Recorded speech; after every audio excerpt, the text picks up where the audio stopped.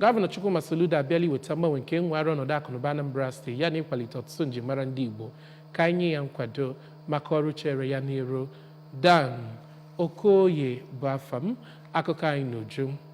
Gọvanọ Anambra steeti bụ Ọkammụta Chukwuma Soludo ebinyela aka n'amụma ego ọrụ nke afọ 2024. Onye nta aka anyị n'obi gọọmenti Ejike Abana ga-akọtọpụzi akụkọ a.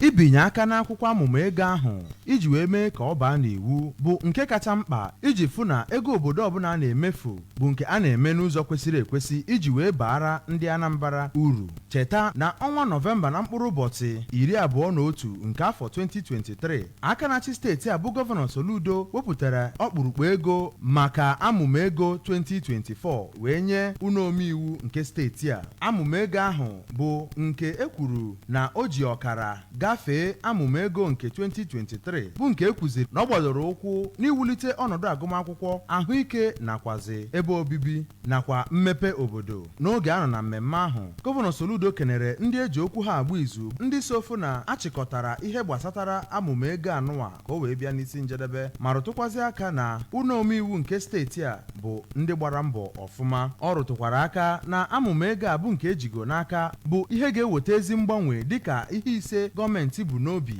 were na-arụ ọrụ, ma mekwezie ka amata na mmepe obodo nakwa ọnọdụ ndị mmadụ bụ isi sekpụ ntị na gọọmenti ya, bụ nke o kwuru na ndị Anambra bụ ndị na-ama nche ka o mejupụtere ha ya. Ọ nọrọ na mmemme ahụ binye aka n'akwụkwọ iwu bụ nke kwuru ka emechie ụlọ ọrụ Anambra State Newspaper and Printing Corporation